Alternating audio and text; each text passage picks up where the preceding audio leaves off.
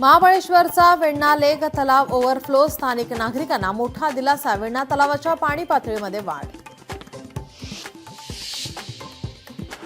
गंगापूर धरणाच्या पाणलोट क्षेत्रात संततधार पाऊस. गोदावरी नदी परिसरात पूरसदृश परिस्थिती. पुराचे मापदंड समजल्या जाणाऱ्या दुतोंड्या मारुतीच्या गुडघ्यापर्यंत पाणी. कृष्णा नदीची पाणी पातळी 3 फुटांनी वाढली. नृसिंहवाडीतील दत्त मंदिरात कृष्णेचं पाणी पहिला दक्षिण द्वार सोहळा पार पडण्याची शक्यता.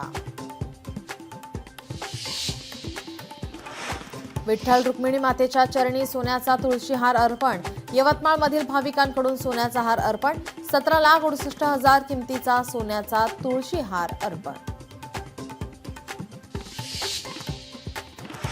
राजकोट किल्ला आजपासून पुढील काही दिवस पर्यटकांसाठी राहणार बंद. पुतळ्याच्या चबुतराच्या सभोवताली पदपथाच्या दुरुस्तीचे काम सुरू असल्याने किल्ला राहणार बंद.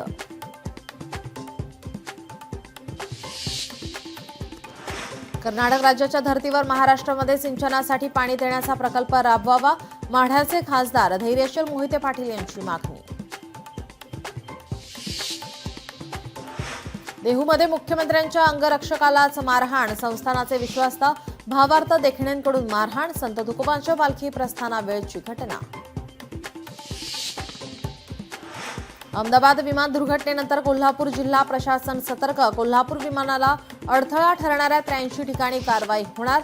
अडथळा ठरणाऱ्या ठिकाणांना नोटीसही बजावली जाणार.